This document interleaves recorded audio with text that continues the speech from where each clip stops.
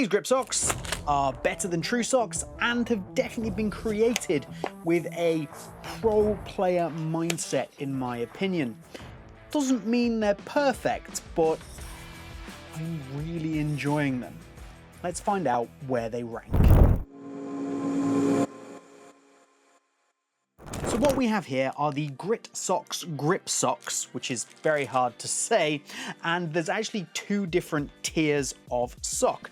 You have the TRUSox Elite and the TRUSox Pro, and in my opinion, if you're using boot naming functionality anyway, they should be the other way around, because the Pro is definitely the better and more expensive sock, and the Elite is the slightly not as good, but definitely cheaper sock.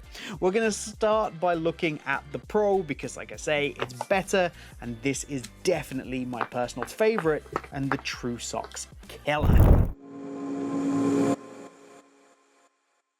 So obviously you can immediately see why I've made the TRUSox reference. It's the grip style. So these are a low profile flocking style grip that covers all the way across the bottom of the sock and up into the heel, which I really like.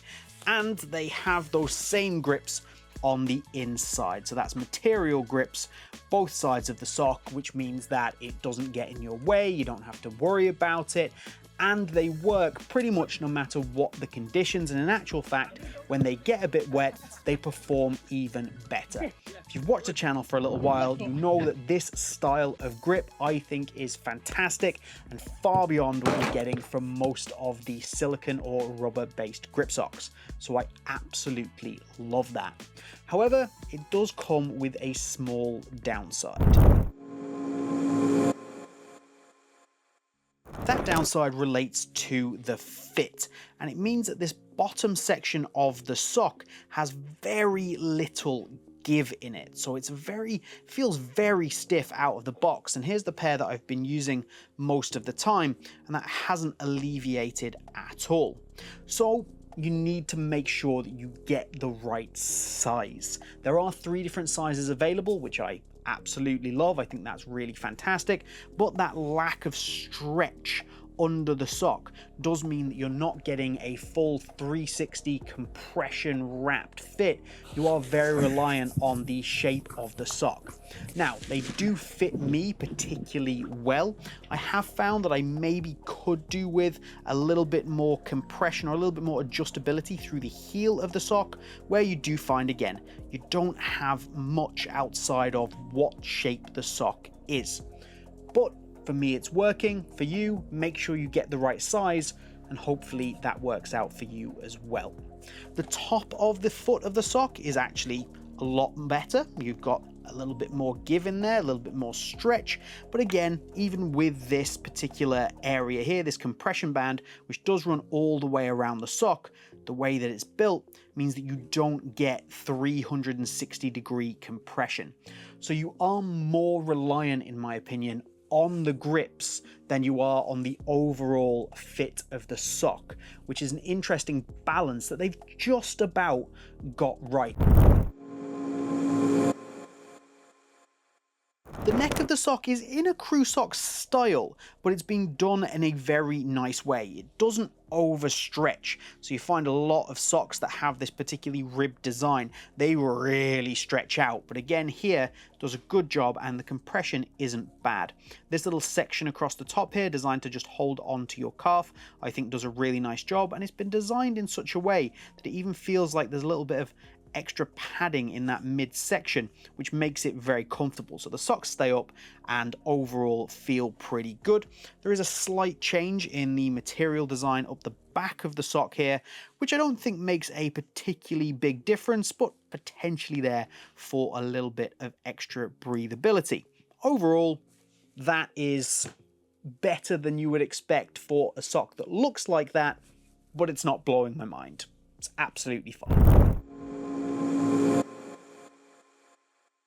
I mentioned breathability there, and I did show you it a second ago. The actual sock itself, you can see the top of the sock where you have got that stretch has got a good amount of breathability, a good amount of air ventilation coming through it, and it does that without sacrificing too much in the way of structure. So that is pretty well done, to be honest. And again, no complaints at all. So you remember me saying at the start that I felt like they were pro-designed socks. They're not just a crew sock that somebody has whacked some elements on the bottom, which is something we get all too often in the grip sock market. Somebody gets a crew sock, they make it thick and padded and feeling kind of plush, and then they whack some silicone elements off the bottom of it and go, there you go, lads. And some of them are good, some of them are bad. None of them are particularly interesting. What we have here for starters is the materials used are smart. This is not just a full cotton grip sock that is going to absorb sweat and yes, feel plush and comfortable out of the box, but it's really not going to perform. These are designed to perform, and it feels like the material blend that they've used does generally help that. It is a little bit more sweat wicking than you would expect, and on top of that, the material itself, as in how thick it is. This is not a thick, plush, padded grip sock, which I realize a lot of people do like, but I find that that's just not the right way to go, because I want a sock that is seamless and fits inside my boot as a barrier, not something to just take up space and bulk. I still want to be able to not really have it impact my touch on the ball. It just needs to go in there and do its job. And that's what you've got here by having a reasonably thin footbed and top of the sock here. It feels nice, it feels seamless, and I think that really is, in my opinion, a pro design mentality. How does this sock interact with your foot and in the boot and provide you with performance? Not just, here is a thick sock that you can shove in your boots and hope it feels comfortable, and we might put some grips on it because that's the in thing right now. I think these have been thought out, which I very much like, and that applies to both the materials and the thickness of the material being on that thinner side, which is something that I really enjoy. It's not crazy thin, it's not like a thin compression style sock thin, but it is definitely on the thinner side.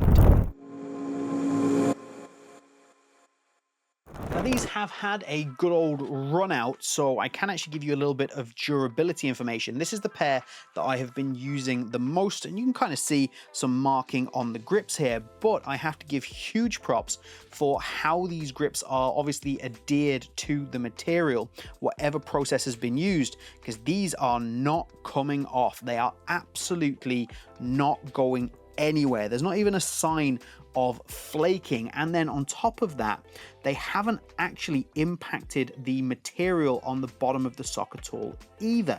So normally, once you apply a lot of pressure to certain grips, you end up with pulls in the sock where the grip has kind of pulled away from the material because you're applying a lot of force through it. And honestly, that hasn't happened here, which I am pretty pleased with. And again, I think this is a little bit of a trade-off from the very first thing I was talking about, with that maybe lack of flexibility affecting maybe a compression or a little bit more of a well-rounded fit. You are getting great grip durability, which I think is absolutely fantastic. Now that generally applies to the rest of the sock as well. You can see I've got a few kind of pulls down in this area here, but for a thin sock, I don't think we've had any issues at all. You can see through the toe seam there, not really any problems. I don't think it's going to come away anytime soon. My assumption, now I don't want to say this is definitely the case, my assumption is that the weak point is going to be in here if there are any problems that occur. But let's flip it inside out. You can see no issues at all. There is a reasonable seam around here where you're joining two different types of material, but it is very soft and it doesn't impact the fit or the feel. The seam in the front is a little bit stiffer. It's a little bit of a hard point. Now I haven't had any issues with it, but I would definitely be aware of that. Overall, do be aware that it is a thinner sock, but I'm not experiencing or expecting any durability issues. So where do they go? It's a tough one. So they're definitely obviously going above Nike Crew. They're in the top 2 tiers. That's easy. And do we put them at the very top of the second tier, or do we put them kind of towards the bottom of the top tier? They're kind of in a little bit of limbo, a little bit of a middle ground for me. I think for now, I'm going to go top end of foot spa. They're on the cusp. I think a few adjustments or changes here and there, and these could be excellent. And I do really highly recommend them. And if you're thinking about buying TRUSox, just don't buy these instead. They're quite simply better. They're cheaper. You get more for your money. And I think that the way the company seems to be thinking in terms of how do I make a performance sock, not how do I make money with a sock that has grips, is absolutely key. They're going to do great things. But we're going to put them in the second tier for now, right at that top end, and give them a big round of applause. And I'm definitely going to keep using them. I think they're definitely a sock that I could have in my bag. If you want to see where I rank some of the other grip socks, for example, the 10 best around at the moment, click this video here. And if you want a list of a massive amount of grip socks, click that video down there, or maybe that one there. Thanks for watching.